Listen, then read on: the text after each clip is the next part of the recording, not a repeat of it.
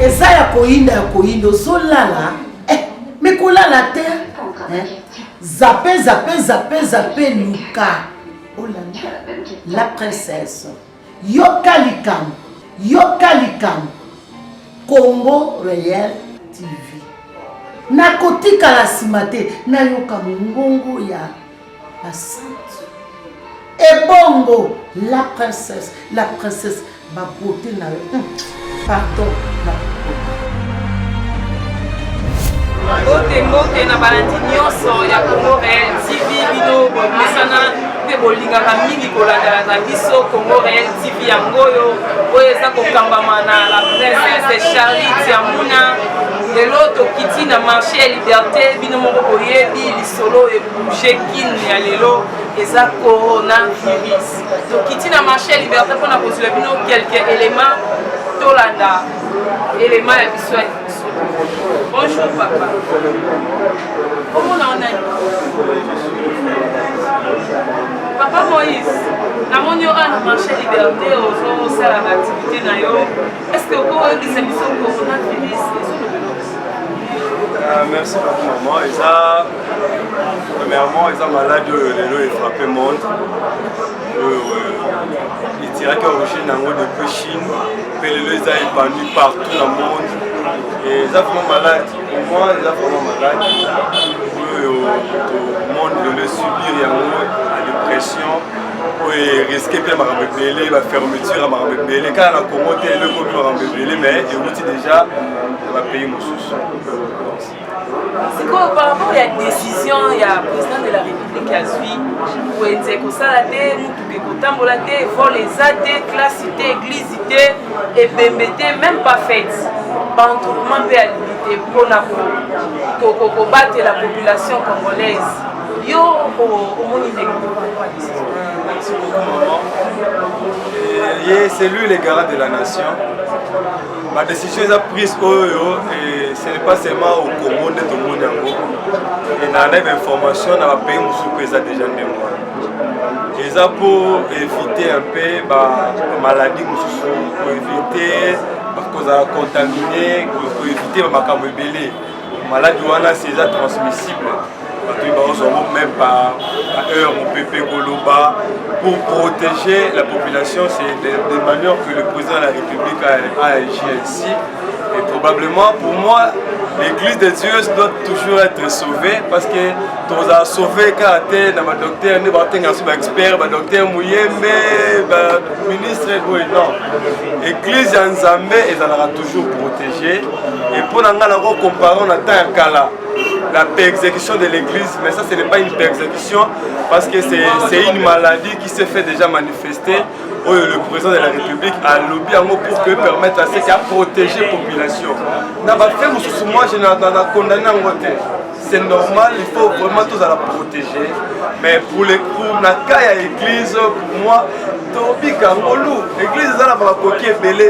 Dans la Burkina Faso, il y a un pasteur comme Kimiso Karibi, que je me crois à peine Gamopé. Mais il qui sauvé na Bamingangati, il qui sauvé la prière d'intercession. Vous voyez comment est-ce que les choses se font. C'est que l'église a la capacité à implorer Nzambé à cause de la maladie pessime. C'est que sur le lobby que tout ça met à la bande, chaque cadeau de Sambé. Ma belle avec ma casse va qui vous semble à soutenir même la bande.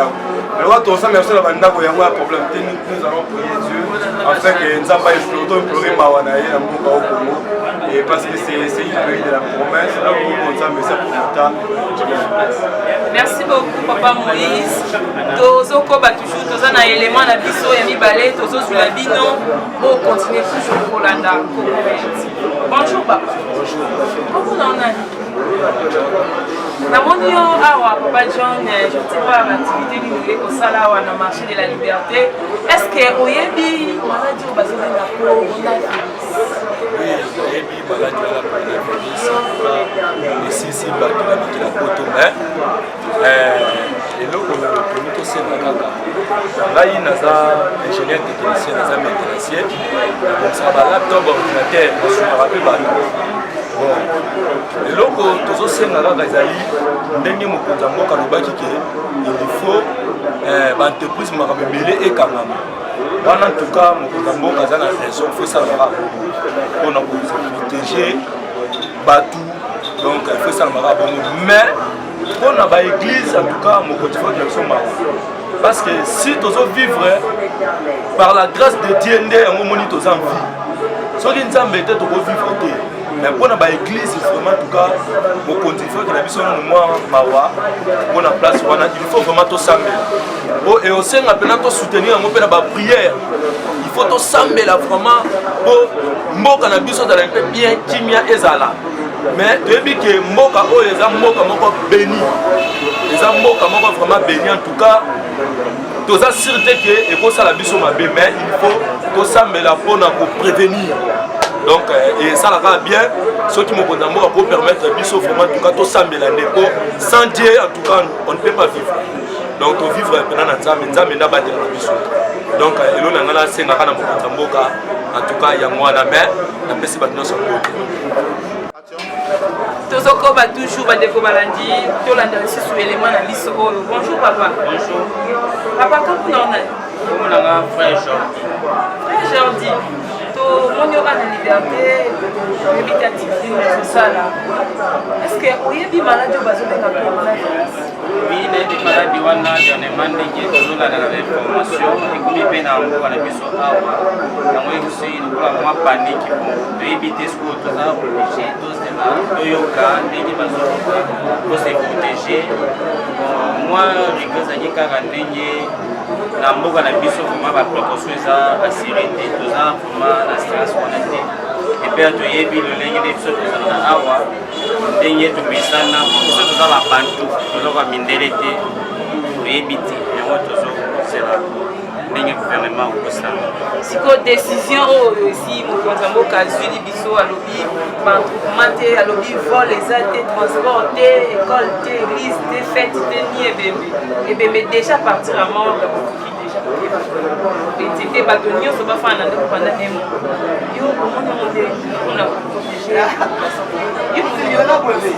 bon décision wana mpona mesure de prévention c'est normal ngasi mpona bamabe nango eza nini c'était fallait kozwa décision wana avant maladi e ateri na mboka na biso parce que ezoya na niveau ya libanda occidentaux nde bazoya alors ezalaki ke bakanga bafrontière aérienne avant même terrestre alors déjà ekomi on peut rien faire basi eza kaka nini kosangana po bapona baactivité nini oyo ekosangana ekosangana te eza makambo mosusu tokoloba eza kotala spirituellement eza babiloko moko bakoapeliso ya nzambe ekosenga mpe mawa ya nzambe ezala likolo ya mboka na biso soki kozala ndenge nini na baactivité ya baprière ke bagene soki babiki bato basangana lisusu te nayebi te na stade c'est normal po stade yali ya distraction ekoakote lokote na bamusike ya babar c'est normal parce que eza distraction na église po ezali église eza moko oyo eza arme oyo eki kopesa biso makasi ya combattre maladi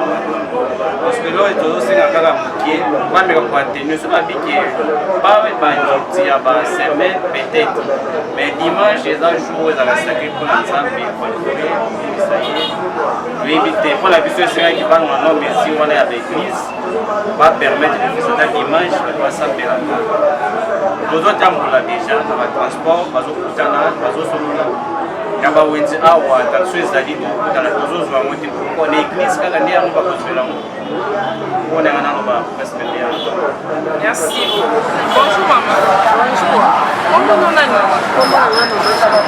mama Chantal namoni na liberté nayebi te oyo koteka te kosala eske toyebi maladi oyo bazobenga coronavirus yaya tozoyoka kaka mengana na boni yango te me nazoyoka ozoyoka kaka par rapport même ya décision président de la république azwi bakanga baéglise baekole batanga te célébration te e batransport même bawenze bato bafana na pendant 4 semaines qui est 1 mois mpona kobatela population congolaise oyo olobi yaya eza mpasi toza ebele na kongo molie na biso na kongo soko mobike okolia te siko tokosala nini eske gouvernement na biso kopesa biso mbongo ndako nyonso nde tozokona na chine bato bavandi na bandako baolia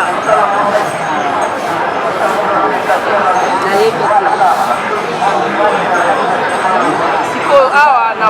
tobandaki kobikela po topesi bakanga avant biso parceke biso totilela bango mbongo tosali biso mpe lelo ya bakani yo olobi biso tokotindela bango mbongo tokozwa wapi neti biso tobikaka na mokolo soko bimi ndonde soko bimi tokolia te sikoyo toyebi te tokosala ekomi likambo nzambe na biso oyo tosambelaka butu lokola moya kota likambo na biso likambo na koki kolobaka yango. Merci maman chérie. Bonjour maman. Kombo no nani maman? Kombo na ngai Yvonne. Maman Yvonne. Namoni awa ozoteka nguba na yo. Sikoyo est-ce oyebi maladie oyo babengi coronavirus? Nayebi yango te. Nabeti na monoko. Loba chiluba. Chena mwa manya to. Sikoyo ndenge président de la République asi azwi déjà apesi mibeko ke église te wenze te eloko te classe te totambola te tofanda kaka na bandako 1 mois na biso kongo tobikaka na photo du jour yo olobi nini toaka boyembi kumbana to tuja kuji tokwende kuji to tuatuka tuwana lakini bana mushindo wakwenza kawena kuokuto abika bya kumale to na chaka kesi alekele tuwana tuka bela bana wabikumbana. Merci maman. Maman Louise, coronavirus c'est le beloni. Coronavirus maladie oyo tozoyoka lelo. Ngana lobibo. Maladie ezokota na moko na biso oui, ce peut côté te toyebi te. Na mikili ya poto kuna mindele bazotambola maison ndako par ndako bapesa bango baprovision oyo bakangami na bandako bazolia. Papa swana mayo na sima na ngai botala esika biso tooteka totangisa bana kana esika oyo tolezolesa bana matembeleka na esiko maladi yango tozofanda nango siko biso tofanda na bandako biso tofanda siko po tokoma bana yango mbala moko na bazwi maladi yango te bakufa totikala biso moko kobia biso na bana toke soki bamoni tofanda na bandako batambola ndako par ndako bapesa biso baprovision tomikangela na toliaka na bana mboka biso tokoka te biso toteki biloko te ndenge omona tokolala nza na bana totekaka kaka na salite kaka boye po moyen de vivre bapesa biso baprovision bapesa biso mbongo po tokofanda na ndako mpona tokima maladi soki tete eya kokuta biso kaka na basalite po biso tokofanda bandako.